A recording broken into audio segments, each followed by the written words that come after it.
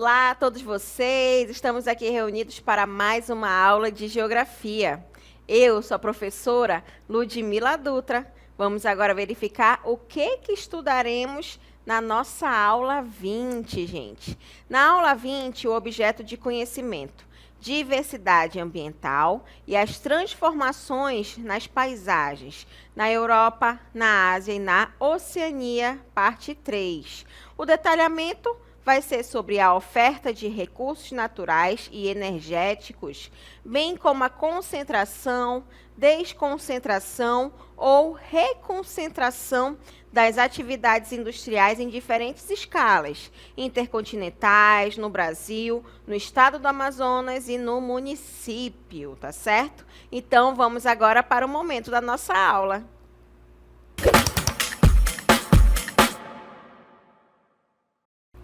Nós estudaremos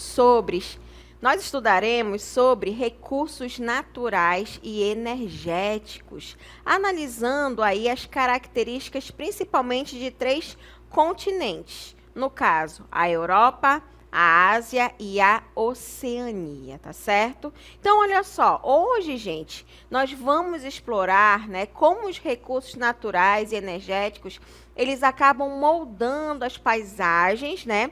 E a parte da economia realmente dessas diferentes regiões, além de outras áreas do planeta, tá? Mas nós iremos focar esses estudos na Europa, na Ásia e também na Oceania. Então, nós vamos entender quais serão os recursos que vão estar naqueles lugares, né? E como eles acabam sendo usados, além de a gente analisar os impactos que causam, né, ali ao meio ambiente e também à sociedade, certo? Então, nós iremos verificar essas situações aí, principalmente dos recursos naturais e também da parte energética, ok? Então, olha só, vamos lá relembrar o que são os recursos naturais, gente. Os recursos naturais vão ser elementos fornecidos pela natureza e que a gente acaba utilizando ali para viver e também para produzir. Agora, esses recursos naturais, gente, eles podem ser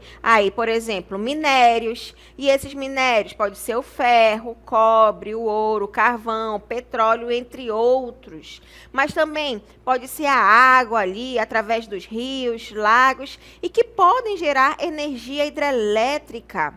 Mas também teremos aí a parte do solo, as florestas, que são utilizadas muitas vezes aí para agricultura, para a extração da madeira, além de a gente ter uma grande diversidade, e isso acaba ajudando muito nesses recursos que acabam, né, vindo ali para o ser humano e ele acaba utilizando nessas atividades econômicas, ok? E isso vai estar relacionado aos recursos naturais. Mas também nós temos o quê? Os recursos energéticos, gente, que vem através de quê? Das fontes de energia, né? Então, as fontes de energia, elas vão ser formadas ali, né? E acabam vindo também da parte da natureza. Então, as fontes de energia são formas de realmente ali aproveitar esses recursos para gerar o quê? Para gerar eletricidade e também calor. Alguns exemplos de fontes de energia: uma termoelétrica, que aí normalmente ela funciona através da queima de carvão mineral, né, ou através do gás ou óleo mesmo. Também outra fonte de energia, a hidrelétrica, gente, que vem através ali da força da água, ou até mesmo a energia eólica, né, que aproveita já a força do vento, e também a energia nuclear, que acaba usando aí reações atômicas para gerar energia, tá certo? Agora, a gente analisando esses tipos de fontes de energia, nós iremos analisar, né, algumas fontes de energia e onde a gente observa muito nesses continentes. Então, uma delas, gente, vai ser a energia nuclear, tá certo? Olha só, no continente europeu, gente, né, a Europa ele acaba sendo um continente que investe bastante em fontes de energia renováveis e também tecnologias ali de menor impacto ambiental. Porém, a Europa ela também utiliza, gente, a energia nuclear, tá? não emite gases ali para contribuir para o efeito estufa, porém acaba trazendo outros riscos, que é o que nós iremos estudar aí através de alguns exemplos, tá certo? Então a gente observa a energia nuclear, que ela acaba sendo utilizada em algumas áreas, em várias áreas do continente europeu, tá? Então, a Europa, gente, que acaba tendo, né, sendo considerada ali, é um continente bastante desenvolvido, então, a gente observa que vários países estão em busca de inovação e também de aumentar ali a utilização de uma energia limpa. E um país que acaba se destacando, gente, vai ser a França, tá? Em relação à energia nuclear, a França, ela acaba utilizando aí cerca de 70% da eletricidade através das usinas nucleares. Agora, o país, gente, ele é menos dependente de quê? De combustíveis fósseis, né? Principalmente vindo ali do carvão e do petróleo. Vamos ter algumas situações relacionadas à vantagem, onde essa energia nuclear que a França ela acaba utilizando, acaba provocando ali uma baixa emissão, né, de gases poluentes e acaba contribuindo no combate às mudanças climáticas. Então, a gente observa aí uma vantagem para a França em relação à utilização de energia nuclear. Porém, infelizmente, acaba tendo riscos, né? Riscos que vêm através da energia nuclear e a França ela acaba passando por isso, né? Por exemplo, a gente pode relembrar aí acidentes nucleares que já tivemos, então isso, né, é uma situação que pode estar ali sucinta, né? Se pode estar presente na França. Exemplo, na Ucrânia, nós tivemos o exemplo de Chernobyl, já no Japão, a gente verificou em Fukushima, né? Então, a gente observa várias situações por conta realmente do risco da energia nuclear que pode ali, né, estar se espalhando, pode acontecer alguma situação que aquela área ela realmente acaba sendo devastada e não pode chegar nessa região durante muitos anos, né? Aí, se no caso, aí pode ocorrer uma limpeza, mas é realmente uma missão quase que impossível, tá? Agora, esses riscos, né, da energia nuclear em relação à França acaba gerando o quê? O lixo radioativo, que deve ser armazenado em locais seguros por milhares de anos. Então, a gente observa, né, que a França é um país que está localizado no continente europeu e acaba utilizando muito a energia nuclear, porém, vai ter aí algumas situações que realmente precisa estar aí sempre em alerta, ok? Agora, um outro país que acaba se destacando na Europa, gente, vai ser a Alemanha, né, que acaba aí utilizando muito, né, a parte da inovação e também da energia limpa, porém com energia eólica e solar, tá certo? Então, olha só, a Alemanha, gente, ela acaba sendo líder, né, com a utilização da energia eólica no continente europeu, tá? Com milhares de turbinas, principalmente no norte do país, tá? Mas além da energia eólica, também vai ter um forte investimento em energia solar, mesmo ali com pouca insolação, graças aos avanços tecnológicos que têm surgindo, né, e também políticas públicas de incentivo, a Alemanha está se destacando bastante também com a utilização da energia solar, tá certo? Mas não para aí não. Também nós iremos verificar aí que a Alemanha, gente, né, tendo aí sua utilização tanto da energia eólica quanto da solar, acaba usando também pequenas hidrelétricas de rios, né, para complementar aí essa matriz energética, ok?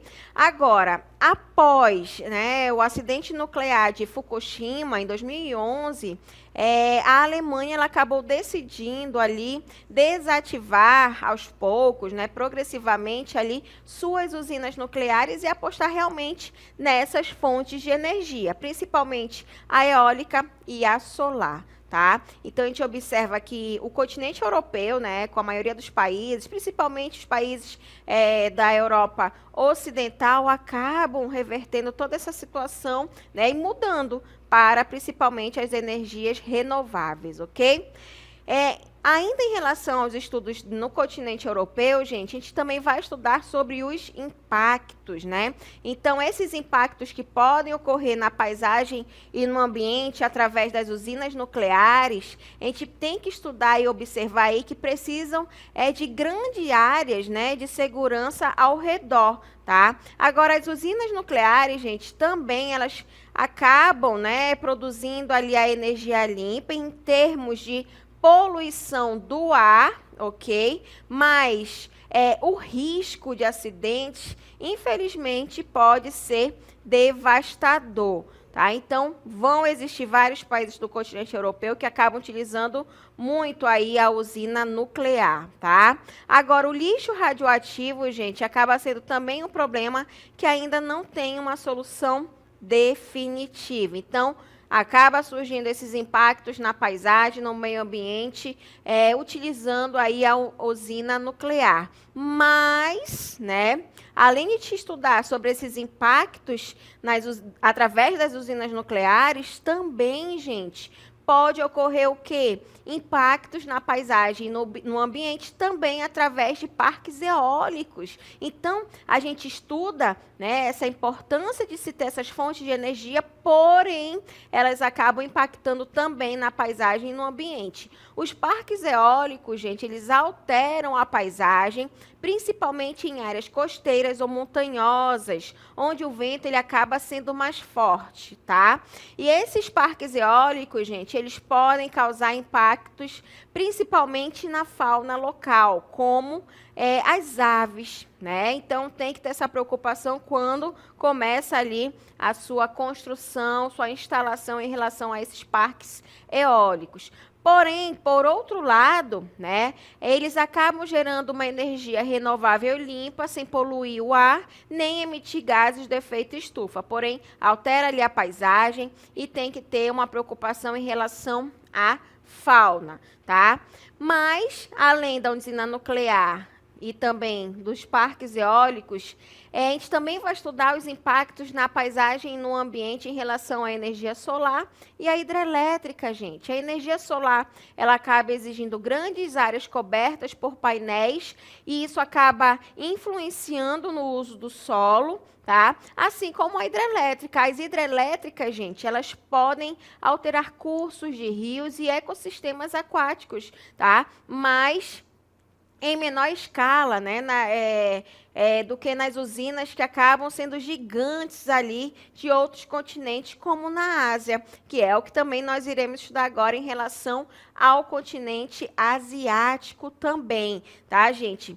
O continente asiático ele é muito extenso, tá certo? Mas a gente observa também que vão existir países como a China e a Índia, em que a quantidade de habitantes acaba influenciando bastante, tá? Então, a Ásia, gente, é o continente, né, mais populoso do planeta e também é um dos que mais cresce economicamente, ok? Que acaba realmente tendo um grande destaque.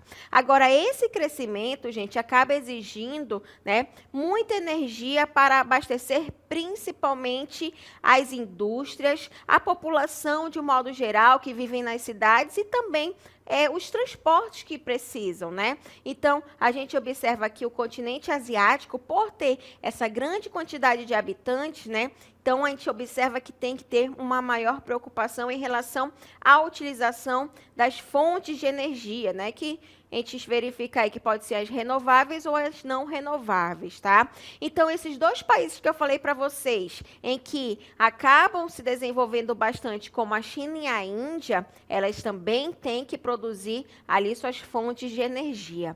E uma fonte que utilizam bastante, gente, vai ser o carvão mineral, tá certo? É a principal fonte de energia nesses dois países, porque ele acaba sendo barato e abundante, mas infelizmente é altamente poluente e acaba sendo responsável aí por grande emissão de dióxido de carbono, contribuindo para o aquecimento global. Mas além do carvão mineral, também acabam utilizando as hidrelétricas, gente. A China acabou aí construindo a usina das Três Gargantas, tá certo? A maior do mundo atualmente. Porém, já estão construindo uma maior do que a de Três Gargantas. E a gente tem que lembrar por conta da quantidade de habitantes que se tem na China. Se tem muita gente, essas pessoas precisam de energia elétrica. E onde é que tem que vir? É aí que a China adentra com as suas usinas hidrelétricas, tá? Agora, as hidrelétricas, elas também terão suas vantagens e desvantagens, né? As vantagens que acaba sendo uma energia renovável em larga escala, porque está utilizando ali a água de um determinado rio, porém a desvantagem acaba ocorrendo o deslocamento de milhões de pessoas e também impactos em ecossistemas aquáticos, ok? Em relação a essas atividades que acabam sendo utilizadas por conta das fontes de energia, gente, acaba surgindo os impactos ambientais também na China e na Índia, né? Então, as cidades asiáticas vão estar muito relacionadas à sua poluição também. Por exemplo, né, as cidades, por exemplo, de Pequim, na China, e de Nova Delhi, na Índia, gente, acabam enfrentando níveis graves, principalmente ali da poluição atmosférica, a poluição do ar, que acaba afetando, de um modo geral, a população, tá bom? Agora, essa poluição, gente, a gente vai verificar que acaba causando problemas respiratórios, além de outras doenças. Agora, a saúde da população urbana, né, porque a gente observa que é o processo de industrialização, principalmente que utiliza essa fonte de energia, né, vão estar em áreas urbanas. Então, a saúde da população urbana, a gente acaba sendo diretamente afetada, tá? Tanto na China, principalmente na China, mas também na Índia. Outros países também que acabam se destacando na Ásia, gente, vai ser aí o Japão e a Coreia do Sul, que utilizam energia nuclear. Principalmente, gente, o Japão, tá? O Japão e a Coreia do Sul usam usinas nucleares para suprir a alta demanda energética. Agora, no Japão, após o acidente de Fukushima, houve críticas e maior cautela no uso dessa fonte. E lembrando que o Japão, gente, é um país insular, onde tem uma extensão territorial pequena e onde o relevo ele acaba tendo ali altas altitudes e acaba se deformando o território, onde o Japão ele acaba, né, tendo dificuldade para instalar aí diferentes outros tipos de fontes de energia, então acabam utilizando muito a energia nuclear. Agora, esses dois países, gente, né, o Japão e a Coreia do Sul, utilizam a tecnologia limpa e também de inovação, onde está ocorrendo um forte investimento de energias renováveis, principalmente a solar, a eólica e a biomassa. Agora, o uso de tecnologias, gente, avançadas para aumentar a eficiência energética, né, em cidades altamente industrializadas, acaba ajudando bastante também no desenvolvimento desses dois países. O Japão e a Coreia do Sul, gente, eles utilizam, né, a energia nuclear, que apresenta riscos, né, em casos ali de acidentes que possam ocorrer, como esses vazamentos radioativos. Agora, ao mesmo tempo, eles investem também em energias renováveis, tá? E também através das tecnologias sustentáveis que acaba contribuindo para a redução ali da poluição do ar e acaba favorecendo um modelo energético mais limpo e seguro, tá certo? Então, a gente observa aí também essas características no Japão e na Coreia do Sul, tá? Então, em relação também ainda sobre o continente asiático, a gente vai estudar sobre esses impactos gerais na paisagem e no ambiente, né?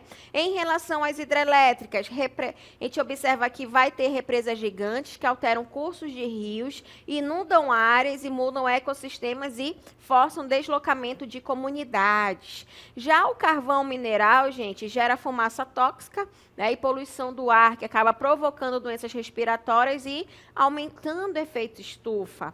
Além disso, a nuclear, né, acaba provocando aí riscos de acidentes e problema de lixo radioativo, porém, vai ter uma baixa emissão de poluentes atmosféricos. Já as energias renováveis ajudam a reduzir impactos, né, mas exigem grandes investimentos em tecnologia e também em infraestrutura. E essas são as características em relação ao continente asiático, ok? Mas um outro também continente que a gente tem que estudar, gente, vai ser a Oceania, ok? A Oceania, gente, especialmente a Austrália, acaba sendo um continente com grande abundância de recursos naturais e também uma matriz energética diversificada, tá? O uso desses recursos acaba impulsionando também a economia e mais acaba gerando também esses impactos ambientais. Em relação à Austrália, gente, acaba tendo uma grande potência mineral e energética e os recursos minerais, gente, que a gente observa em grande escala, né, que acaba sendo uma grande produtora e exportadora, né, vai estar relacionada ao ouro, ao ferro, à bauxita, o cobre, o carvão e o gás natural. Agora, a exportação de carvão e gás acaba sendo estratégica, principalmente para os países asiáticos que estão mais próximos, como a China e o Japão. Agora, apesar de gerar riqueza, tá? A mineração ela causa poluição, né? Pode ocorrer a degradação do solo e também a alteração do relevo. Esses recursos minerais, gente, em relação à Austrália, que acaba tendo essa grande potência mineral e energética, a Austrália também acaba se destacando na energia solar, porque a Austrália, gente, uma grande parte dela vai ser formada por área desértica. Então, eles acabam aproveitando aí o clima ensolarado em vastas regiões desérticas e semiáridas para utilizar a energia solar. Então, a Austrália é um dos países com maior potencial para a energia solar no mundo, além da energia eólica, onde a gente observa aí que usinas estão sendo instaladas principalmente em áreas costeiras, né, onde os ventos eles acabam sendo mais fortes e constantes e acaba ajudando no crescimento, aí ocorre essa participação da energia eólica em relação a aumentar a utilização dessa matriz energética do país. Agora, um outro país também com destaque na Oceania, gente, vai ser a Nova Zelândia, que acaba utilizando aí, tem um forte uso de energia hidrelétrica através dos rios e também áreas com montanhas, né, que acaba sendo favorável para a utilização da usina hidrelétrica. E também acaba ocorrendo o quê? Investimentos em energia geotérmica, porque vem através aí de áreas vulcânicas. Além da Nova Zelândia, também as ilhas do Pacífico, gente. As ilhas do Pacífico acabam sendo dependentes de fontes externas de energia, porém estão investindo muito na parte da energia solar e eólica devido a esse isolamento geográfico, tá? Então, a gente observa que a Oceania acaba também tendo seu destaque, mas principalmente em relação à Austrália e à Nova Zelândia. Assim como nos outros continentes, também vamos ter aí impactos na paisagem e no ambiente da Oceania. Em relação à mineração, né, modifica o relevo com grandes crateras a céu aberto, pode causar poluição de rios e solos por rejeitos e afeta aí ecossistemas locais e comunidades indígenas, né, os originários ali da Oceania também. Agora, em relação à energia hidrelétrica, gente, pode ocorrer essas alterações em rios e habitats aquáticos, né? Vai ocorrer menor impacto em comparação às hidrelétricas gigantes ali da Ásia, tá? Principalmente ali na China com as Três Gargantas. Em relação à energia solar e eólica, né, na Oceania, acaba tendo impacto ambiental reduzido sem emissão de poluentes, com a necessidade de grandes áreas para instalação desses painéis solares e também das turbinas eólicas, e acaba modificando ali a paisagem local, tá certo, gente? Então, a gente também observa aí esses impactos, tanto na paisagem quanto no ambiente em relação à parte ali da Oceania. Isso tudo relacionado aos recursos naturais e também às fontes de energia. Mas uma outra situação que também a gente tem que estudar, gente, né? O estudo das atividades industriais, ela vai estar diretamente ligada à utilização de energia elétrica, né? Então, esses estudos também vão estar relacionados às atividades industriais que mostram, né, que elas acabam se distribuindo em formas diferentes pelo mundo e também pelo Brasil, variando ali conforme a escala, né? Que vai estar relacionado também muito à população. Agora, a concentração industrial ocorre quando várias indústrias elas acabam se agrupando em polos, né? Por exemplo, em São Paulo, Rio de Janeiro, aqui no Brasil, no caso, mas também na Alemanha, por exemplo, o Vale ali do Ruhr. Então, são áreas que acabam sendo grande destaque por conta dessa concentração industrial. Mas a gente também vai estudar que a desconcentração acaba ocorrendo quando essas indústrias, gente, se espalham para outras regiões, não ficando somente ali naquela área mais centralizada. Geralmente, né, em busca de menores custos, mais espaços ou incentivos, né?